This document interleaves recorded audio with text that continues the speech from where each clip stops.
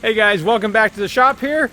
And about a week or two ago, I was really lucky enough to have Chandler with Skill Above stop by the shop and help me troubleshoot a few different components on RVs. People don't know this, but on some of your meters, you have meters that have low Z. But even more important than learning how to troubleshoot components, I don't necessarily get to see all that often or understand. I think I made a pretty good friend in Chandler. Now, for people that don't know Chandler, he basically single-handedly started the RV technician repair tool business. Now, Chandler's a pretty down-to-earth guy who didn't set out to create a whole new industry. He was just an instructor at the RV Institute, and he developed a tool to help teach people, which ultimately turned into the cottywomple that almost all self-respecting RV technicians have at this point.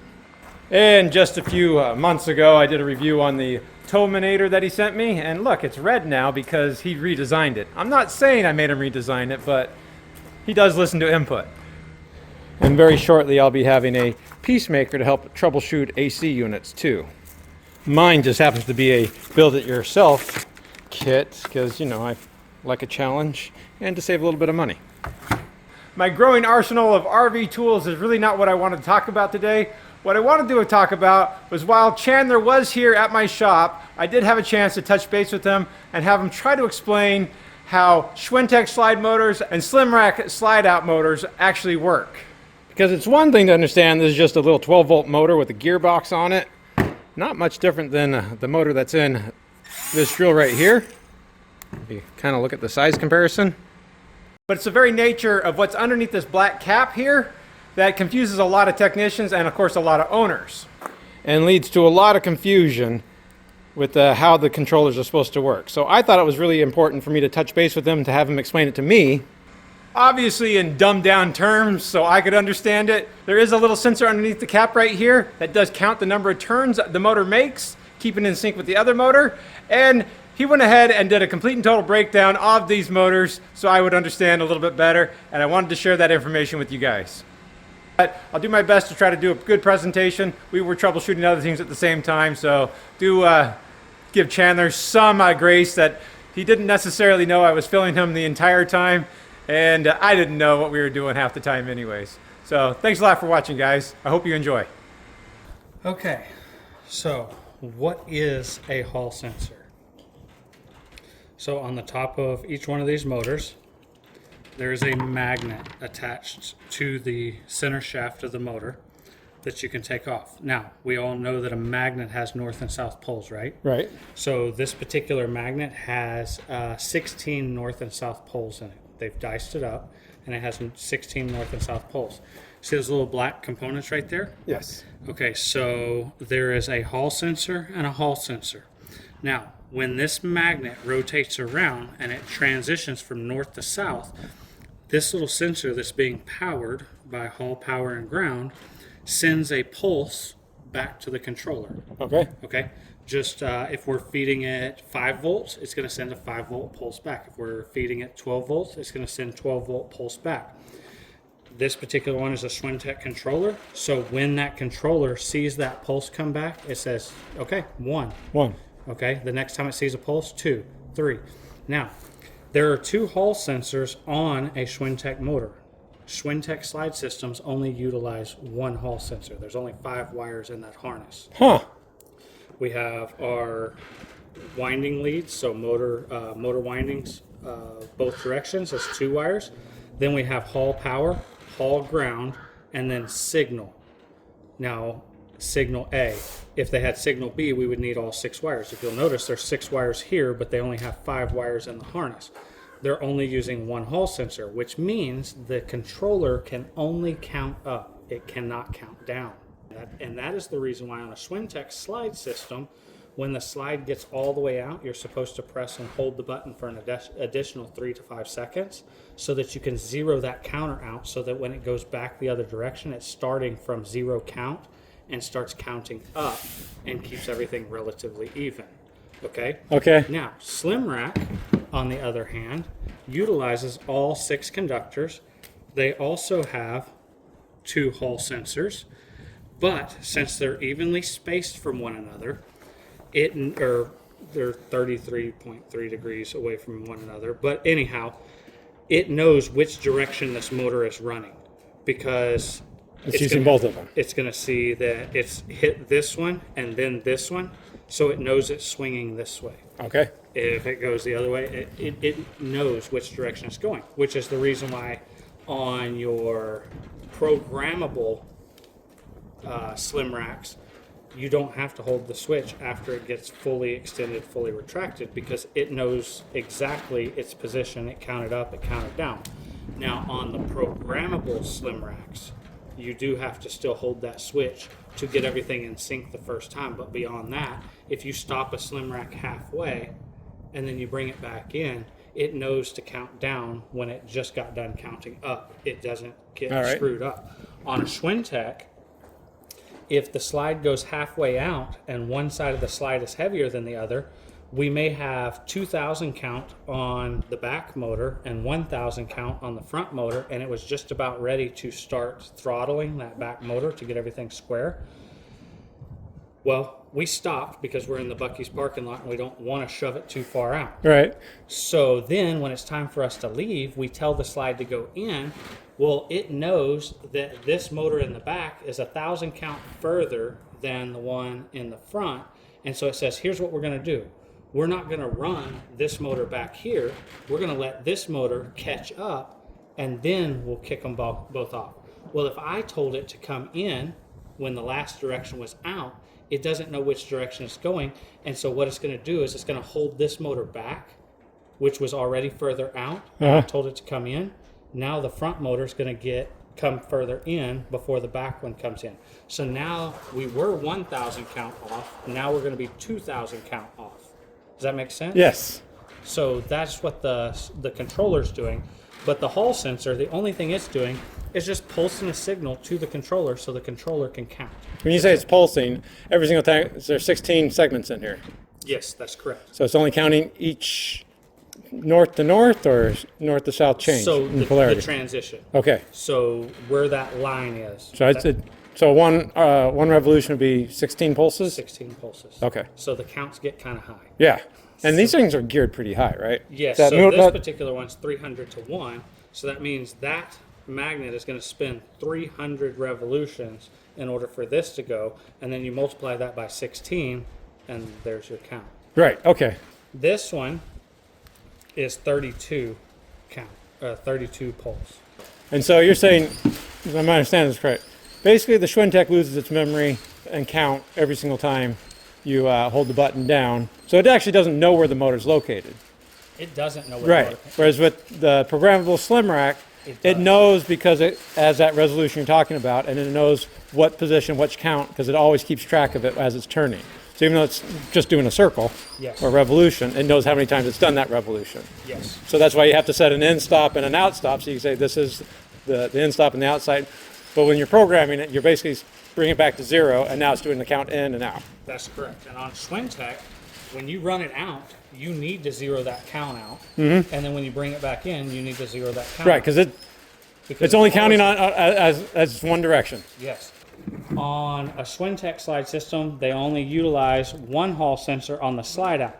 However, on the TV lifts, what about the bed lifts? All right, so and the bed lower for the loft? So bed lowers, no. Okay. They only use one Hall sensor, but bed tilts, they use both Hall sensors. TV lifts, they use both Hall sensors. Okay. But Schwintek slides and Schwintek bed lifts do not utilize both Hall sensors. They only use one. And they don't carry any amperage, right? No. You'll burn them out if you have your test probe, your power probe. You very likely could. I'm not going to say that you will, but you very likely will. And those are the sensors you're talking about? That is it, yes. You see right here, there's very minimal components on there. We actually added some components to ours to help absorb any voltage spikes on the DC bus and stuff like that. Like noise and stuff. Now, for those that may not be aware, Skill Above does offer rebuild kits for these motors, as Chandler is trying to tell us right now. Even though I'm quite guilty of it as a technician, I do understand that the factories do get a lot of control modules and control boards sent back to them under warranty, that there's nothing wrong with them. We just, as technicians, like to replace modules and components, maybe when they're not bad, as a part of troubleshooting, And it's always good to know that what you're replacing is bad. And so understanding how the system works will help us all be better troubleshooters. And if you're an RV owner, help you understand how your slide's supposed to work to begin with. And these motors by themselves are pretty freaking expensive. Now he completely designed these boards and sensors because these are not supposed to be repairable. He has one for the slim rack and then one for the Schwintek.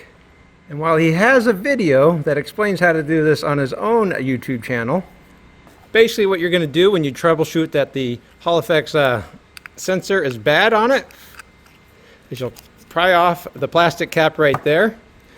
Now on the Schwintek you can just pry off the magnet right here. It is important to note there is a red dot right there, so it's important to keep in mind on that because the new one will also have a red dot on its side here. Now the next step is going to be, rather than, while you could desolder these leads right there, just get a sharp pair of diagonal cutters right here, get as close to the board as you can, and you're going to cut both the leads off right there. And Chandler told me he couldn't figure out how to incorporate this until he realized that these are just spade connectors on the motor. So looks like I got a little bit of extra solder right here. I'll have to desolder really easily. But he put a little spade connectors right on the board right there. We're going to line up the red dot with the red dot until it locks into place. There's some foam seal right there that actually gives it some support. One thing I also appreciate is that he added some epoxy to the pin harness right there. So I know I had a video years ago where I pointed out that the factory didn't really add any support to these solder joints right there and the wires broke, which is a very common problem anyways. But once you've gone ahead and put the red lead on the red lead and the other side on there, you put the magnet back on. Just by pushing it back on, we'll turn and make sure that it spins freely. And we just put the plastic cap back on. Just that simple. And now we've rebuilt a Schwintek motor using the Skill Above Hall Effects sensor rebuild kit that, again, Lippert does not really offer. These motors weren't supposed to be rebuildable. They would have wanted you to buy a whole new motor and gearbox assembly if the sensors on board went bad. So that's a pretty slick design that he came up with. Like I said, he has the same one for the slim rack. It just goes on a little bit differently, but the same. Now, this right here is an Amazon slim rack motor. Okay. Now it looks very similar. It's much cheaper than the Lippert motor. Mm-hmm. But when you go on Amazon and you look up this Lippert part number, it's going to bring this up, and it looks like a great option. I'm going to tell you, this motor is about it got used for about 10 or 12 seconds before the motor brake went bad. Okay. That is a common failure to the Amazon slim rack motors, is the motor brakes will fail. And also, where is the Hall sensor? I was going to ask that question. It's right there. You can't get to it unless you take the motor brake apart, and you can't take the motor brake apart and get down to the Hall sensor board unless you break the magnet off of the motor. So you cannot rebuild an Amazon knockoff motor and put good sensors in it. It's not a possibility. So this right here is an Amazon knockoff. I'm going to tell you, if you're going to be repairing somebody's RV, don't use the Amazon knockoff slim rack motors. That's really good advice. Resist the urge to save a few dollars. This right here is the OEM Lippert motor. The Hall sensors are right there. They're easy to change, 2 screws, and you screw the new one into the cap, and then you slap it back down. And that would be nice, but every single time you unplug these, you're having to grab all these wires. Right. And that's another point. If you're going to be unplugging a Schwintek motor, don't just grab it by a couple of conductors. Make sure that you have all the conductors firmly held, and then you kind of just wiggle as you pull. Don't just pull straight out. Wiggle just a little bit, and so that way it comes out without ripping the wires out of the plug, which is exactly what somebody did to this fairly new motor right here. Is they pulled on just one wire, which yanked the wire out of that header. All right. But that's how the Hall sensor works. But in order to test it, we can test it. That's one thing I will say. I don't scrimp on. I buy the OEM motors. I have found when you put these on an oscilloscope and monitor them versus the Amazons, I can tell you one thing, they're not, if they are made in the same building, they're not made to the same standards. Okay. Because the Lippert OEM motors are better. That's good to know. At least you're getting value for that money. Okay, so we're going to be testing a Schwintek motor, so I'm going to grab my Schwintek test harness. All right, so since the motor is going to be kicking on, I'm not going to just let it roll around on the table, but I am going to go over here to Hall Pass Tester. Click that button. And it says before proceeding with the Hall Pass test, be sure to remove the motor, and this will run for 20 seconds. And you say, I have the motor removed. Okay, what are we testing? So is this going to be for a Schwintek slide out, Schwintek bed tilt lift? Let's just go with a TV lift because we know that we need both Hall sensors to count. But we're going to reset that and we're going to start this test. And Hall A and Hall B are counting. So we got 11,095 counts on both Hall A and Hall B, which is telling us both of them are pulsing at the same amount of time. Right. So that means that Hall A versus Hall B, there's no intermittent difference between the two, and they should be pulsing the same because it's the same magnet spinning around. So this is actually telling us that's a good motor. So what we're going to do is we're going to unplug that motor. We're going to plug in this motor. Now we know there's a wire missing on this one, so we're going to see what that wire is. Okay, and we're going to reset our test, and we're going to start our test. Now I don't know if you can tell the sound difference between this motor and that motor. Much James, different, yes. but they're both new motors. This is an Amazon knockoff. Okay, so notice how it's running and we have 0 count. I was seeing 0 count on both sides. And nothing is happening. Right. So what that's going to tell me is this is either Hall ground or Hall power because both did not count. If it was Hall A or Hall B signal, we would have got count on one. Okay. So I'm going to rerun that test, but now this time I'm going to play with touching this wire. So reset, start.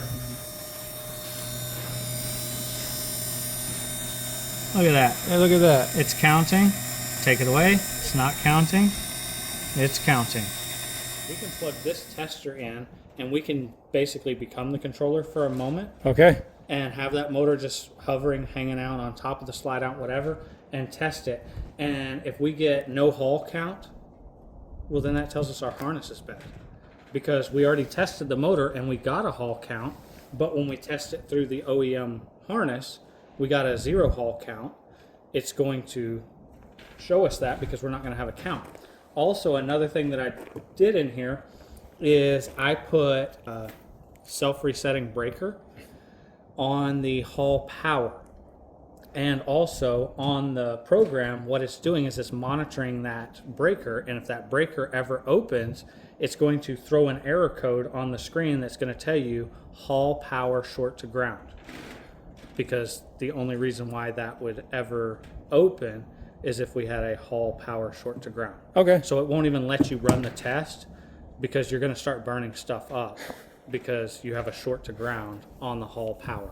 And you thought of everything. Well, and honestly, it's an important test on the harness because I can't tell you how many times I've seen like the harness going through the floor and then put the connection point under the floor so it's exposed to the weather. If they just would have gone like 3 inches above, it would have been out of the weather. Yes. And so you have corrosion and stuff right at that connection point. Yes.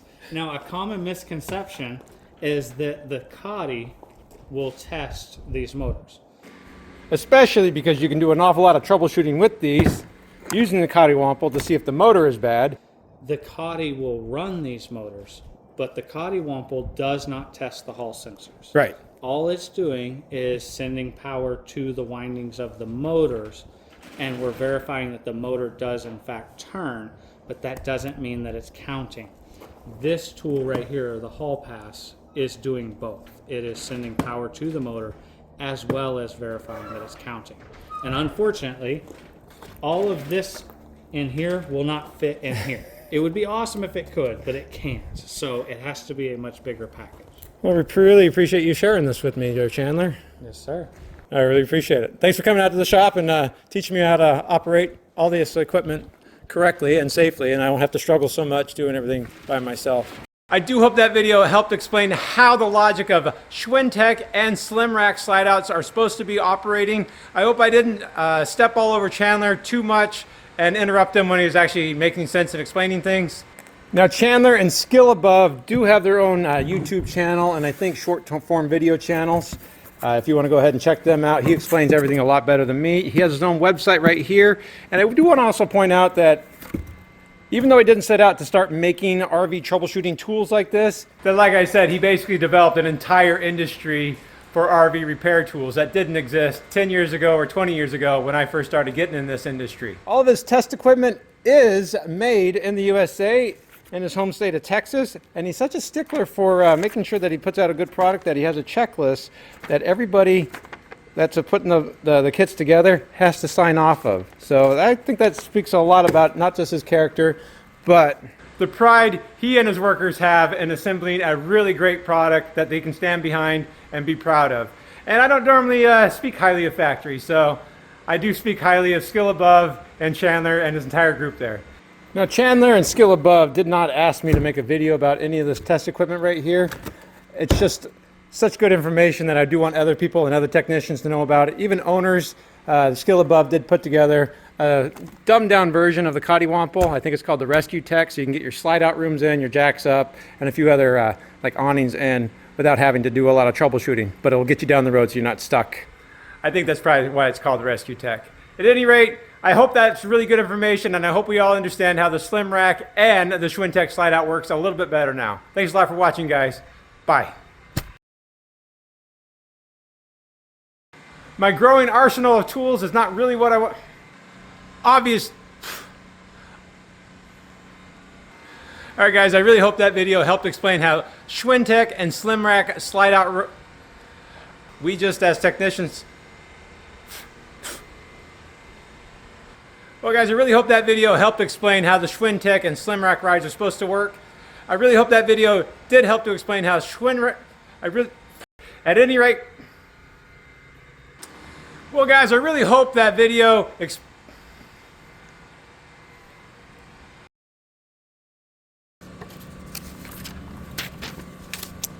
well, how hard could it be?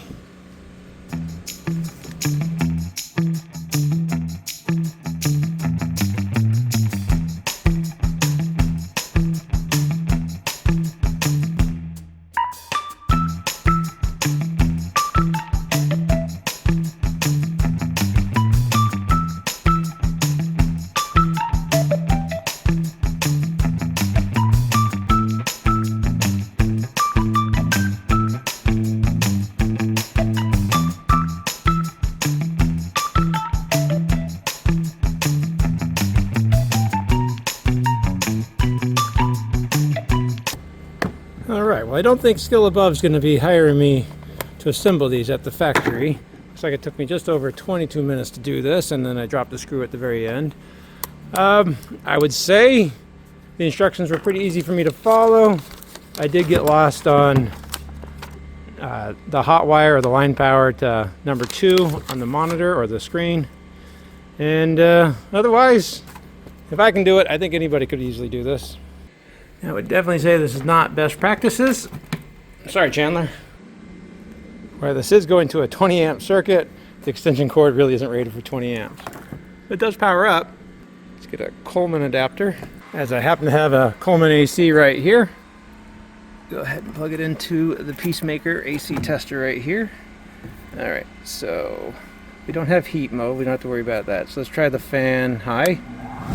Woo! Alright, we can use 3 amps on that. Fan low, a little bit slower. Alright, go ahead and turn that off. Let's go ahead and turn on the compressor and see what happens. Oh, look at that. Settling down about 7 amps. Let's go ahead and put it in low. I'll test the limit of my extension cord. Got cold air right there. Let's see what my power station has to say. It says we're using just under 1400 watts. All right, well, now I've successfully done that. I'm sure I upset Chandler by doing it the way I did. But there is a circuit breaker there. It does have overcurrent protection, and this is set up so that you could use a Dometic AC with that harness right there, and of course a GE AC. And this one is set up so you can just go ahead and hot wire each one of the components, even using a reversing valve, which I obviously didn't have on this AC unit. Otherwise I use that switch right there. Ironically enough, that's why I changed out this AC unit, is because the owner wanted a heat pump, not just an AC. Hopefully I didn't butcher Chandler's instructions too bad, and he isn't shaking his head watching this whole thing happening. At any rate, this is much better than what the factories told you to do in troubleshooting, which was basically get a incandescent light bulb and a socket and use jumper wires to see if the components are being turned on or not. So this is a lot easier. We should have had this at least 20 years ago.